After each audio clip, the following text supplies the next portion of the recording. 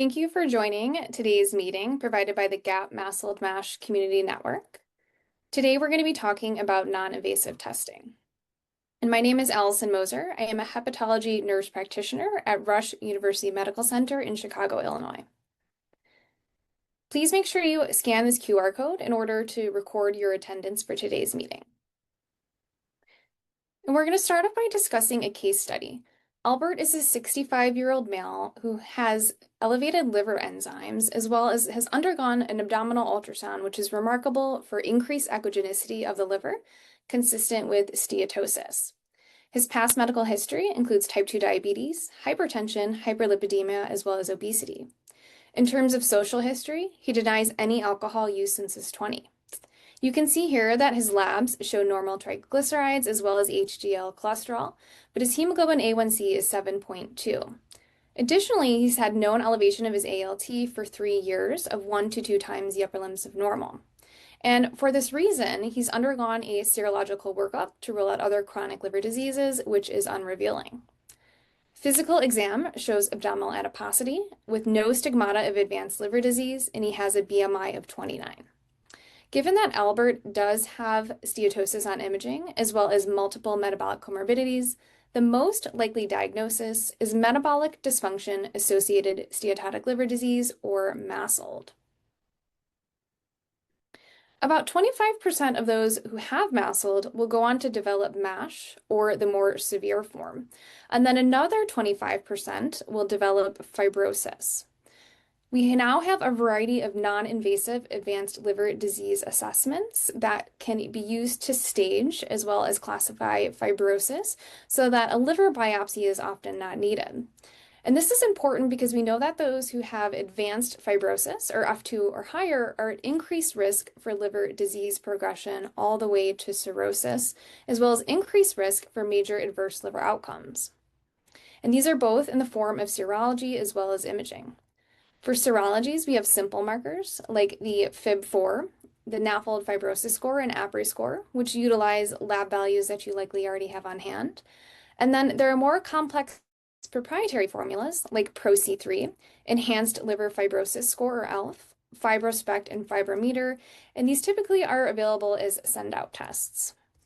For imaging modalities, we do have ones that can provide a quantitative estimate of steatosis, like ultrasound quantitative techniques, magnetic resonance spectroscopy, or MRS, controlled attenuation parameter, or CAP, which is obtained during a vibration-controlled transient elastography, or VCTE, and that's most often referred to by one of its brand names, FibroScan. And we can also do this through MRI with proton density fat fractionation, or MRI with PDFF. There are other imaging modalities that can be used to assess liver stiffness, which is a surrogate marker for fibrosis, including shear wave elastography, acoustic radiation force impulse, which both can be done via ultrasound, that VCTE, and MR elastography, or MRE. FAST, MEFib, and MAST are combined non-invasive scoring tools that, with FAST and MAST, detecting MASH along with fibrosis. FAST combines FibroScan and AST, while MAST combines MRI with PDFF and AST. MEFib is used to rule in fibrosis of F2 or higher, and it combines MRE and FIB4. And for the purpose of today, we're going to focus on the ones that you see highlighted here in gold. FIB4 uses the patient's age, their AST, and their platelet count in order to determine whether a patient has a low or high probability of advanced fibrosis. And because of its simplicity as well as its accessibility, it's often the first non-invasive test that is used for patients who are at increased risk for MASLD, typically in the primary care setting. A score of less than 1.3 indicates a low probability of advanced fibrosis, while a score of greater than 2.67 suggests a high probability. Anything in between would be indeterminate and warrant a secondary non-invasive test. And because it does use age in the calculation, it doesn't perform as well on the extreme ends. So in those who are less than 35 and those who are over 65, you would want to consider an alternative non-invasive test. The Enhanced Liver Fibrosis Score, or ELF, measures 3 direct biomarkers of fibrosis, including hyaluronic acid, TIMP, and P3NP, and it does have good diagnostic accuracy for advanced fibrosis. A score of less than 7.7 indicates no significant fibrosis, while a score of greater than 9.8 suggests advanced fibrosis. And an ELF score of 9 has a 60% specificity and an 85% sensitivity, meaning that out of 100 people who don't have the disease, ELF or advanced fibrosis, the test will correctly identify this in 60%, or 60 out of the 100, but will falsely label 40 as having advanced fibrosis, and it will correctly identify those with advanced fibrosis in 85 out of 100. The higher the ELF score becomes, the increased sensitivity. One major advancement in non-invasive tests is the use of liver stiffness as a biomarker of fibrosis. So let's break down what we mean by liver stiffness and why that's important. Stiffness is essentially the resistance of a material, or in our case, tissue, to deformation when a force is applied. In simpler terms, a stiff object doesn't bend or stretch easily.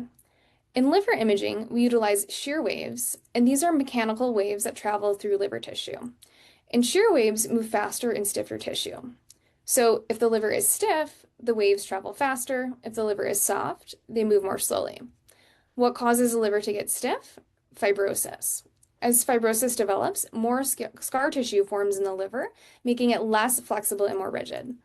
So that's why measuring liver stiffness helps us determine how advanced the fibrosis is, because the liver stiffness, the stiffer the liver, the more advanced the fibrosis stage. Pictured here are the imaging difference between transient elastography, MR elastography, point shear wave elastography, and 2D shear wave elastography. Both 2D shear wave elastography and point shear wave elastography have high sensitivity and specificity for detecting each stage of fibrosis. The main difference is that in point shear wave elastography, assessment of stiffness is made at one point, and that size of the region of interest is fixed. In 2D shear wave elastography, the operator can modify the size of interest and obtain real-time color stiffness maps. So instead of just a single number, you get real-time color maps showing how stiffness varies across the liver or the target tissue. And different colors represent different stiffness levels. So blue is soft, red is stiff, and you can actually see the pattern and heterogeneity of fibrosis.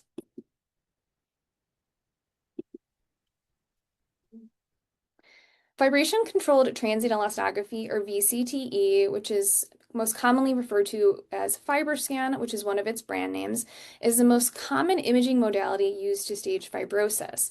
And it's a point-of-care test that can be done in the office. It takes about 5 to 10 minutes. It involves acquisition of pulse echo ultrasound signals in order to measure liver stiffness, and it's measured in kilopascals or kPa's. It can also provide a quantitative estimate of steatosis through the use of a GHAPP score. And GHAPP measures the attenuation of ultrasound waves as they pass through the liver and compares it to normal liver attenuation. So fat in the liver absorbs more of the ultrasound signal, reducing the amount that returns to the probe. And the GHAPP range is usually between 100 to 400 decibel per milliwatt. And liver steatosis is defined as a medium CAP of 300 or 236 or higher. There are some considerations when you are evaluating the VCTE result. First, you do want to make sure that IQR median is less than 30%. Anything higher would be considered inaccurate. And that final kPa measurement that you get is actually an average of 10 different measurements. So you do want to take a look at each different kPa to make sure that there's not a wide range of variability. So for example, if one is showing a kPa of 5, another is 30, maybe another is 15, it's likely that the study isn't accurate, even if that IQR median is less than 30. Ideally, we want the operator to be experienced because proficiency with VCTE or FibroScan does improve with practice. And we want to make sure that there's good imaging quality. We want to see parallel shear wave margins, as you can see pictured here. If this is not the case, it's often a sign that the ultrasound beam is either hitting a rib or not aligned properly. There are some limitations with VCTE as well. It can be falsely elevated if the ALT and the AST are greater than 100 or in the setting of cholestasis. Additionally, if the patient hasn't been fasting for the appropriate amount of time, we typically recommend 3 to 4 hours prior to the test. We can also see false elevation in the setting of moderate to heavy regular alcohol consumption or with recent alcohol consumption. So we typically recommend a washout period of about 2 to 3 weeks. Although VCTE does come with both a medium and XL probe, it tends to be less accurate when the BMI is over 30, also in the setting of ascites as well as liver masses. Magnetic resonance elastography, or MRE, is an advanced imaging technique that's used to measure liver stiffness, which helps detect and stage fibrosis. And MRE uses special software that processes shear waves, which are those mechanical waves that travel through the liver. A small device that's called an acoustic driver is placed on the patient's body over the liver, and this driver sends low-frequency vibrations, which are similar to gentle tapping or thumping into the liver. While the liver is vibrating, the MRI scanner captures detailed imaging showing how the waves move through the tissue. And these images are called elastograms, and these are color-coded cross-sectional maps of the liver. They provide quantitative data, in other words, numerical measurements of liver stiffness. And colors represent different stiffness levels, so soft versus fibrotic tissue, which helps see and measure fibrosis non-invasively. A score of less than 2.5 kPas indicates no significant fibrosis, while a score of greater than 3.6 suggests advanced fibrosis. And it is important to note that the kPas for MRE do not correlate with VCTE, so you do want to refer to the specific modality that you are using. MRE is considered the gold standard for non-invasive tests. However, it's not widely available due to cost, and also it's not appropriate for every patient. There are some limitations and contraindications to be aware of, including BMI. Excess adipose tissue can interfere with the transmission of shear waves and degrade imaging quality. So in patients who have severe obesity, especially with central adiposity, MRE can fail technically or yield inaccurate stiffness measurements. However, this is less so the case than with VCTE. Iron deposits in the liver cause signal loss on MRI, so the elastogram may be unreadable or falsely low in stiffness due to poor wave visualization. And MRE is contraindicated due to safety hazards or device malfunction with non-compatible implants. It's also performed in a traditional MRI scanner, so that can be distressing for some patients. Claustrophobia can lead to motion artifact, test failure, or the inability to complete the scan. You can consider pre-medicating with anti-anxiety medications or potentially even a sedated MRI. Passive hepatic congestion due to right-sided heart failure or fluid overload can artificially elevate liver stiffness, thus fibrosis score, but this is also true of any imaging-based modality. And there are sometimes insurance issues as well. MRI with elastography is often denied by insurance due to its high cost, and it typically does require a peer-to-peer. So this slide here compares some of the most common non-invasive tests that we just discussed and includes recommended cut points to either rule in or rule out advanced fibrosis, as well as each test's limitations and strengths. So this is a great reference to have in front of you when you are ordering and interpreting non-invasive tests.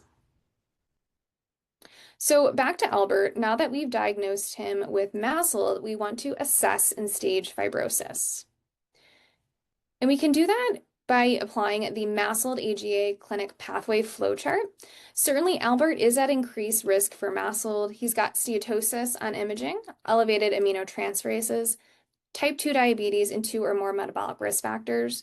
We've already taken a thorough history, ruling out excess of alcohol intake, and had gotten a CBC and liver function tests. So we would now calculate a FibPOR by using his age, his ALT, AST, and platelet count. And again, this is available by online calculator. We get a score of 2.2, which indicates he's at indeterminate risk. So what should we do next? Well, we want to get a liver stiffness measurement, and we do that by FibroScan, and we get a kPa of 6.7, indicating that he's at low risk. For this reason, we recommend lifestyle modifications, including healthy diet and exercise, with the ultimate goal of weight loss. We stress the importance of metabolic disease management and recommend a repeat non-invasive test in 2 to 3 years for repeat risk assessment unless clinical circumstances change. Thank you for your attention and for visiting the GHAPP MASLD Community Network. Make sure you check this out for any additional disease state education as well as a Res Diffra webcast. And at this time, I'd be happy to answer any questions that you guys have.